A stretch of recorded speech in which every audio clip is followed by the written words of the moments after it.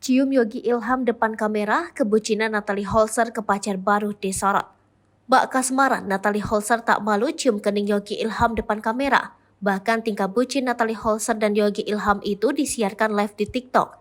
Awalnya, Yogi Ilham sedang duduk di kursi sambil live. Kemudian, Natalie Holzer yang berada di sebelahnya iseng ingin membenarkan sambut Yogi Ilham.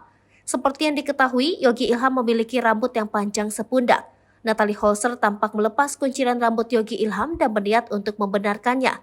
Di sela-sela momen itu, Natalie Holzer tampak spontan mencium kepala Yogi Ilham.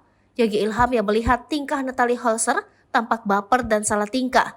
Yogi Ilham hanya melemparkan senyum di kameranya, ulah Natalie Holzer. Bukan itu saja, dalam momen yang sama tampak pula kedekatan Azam dan Yogi Ilham. Bak siap jadi ayah, Yogi Ilham bahkan sudah dipanggil ayah oleh Azam. Beberapa kali ditanya oleh Natalie Holzer, Azam tetap kekeh memanggil Yogi Ilham dengan sebutan ayah. Sementara itu, hingga kini Sule belum memberikan tanggapan soal hubungan Natalie Holzer dengan Yogi Ilham.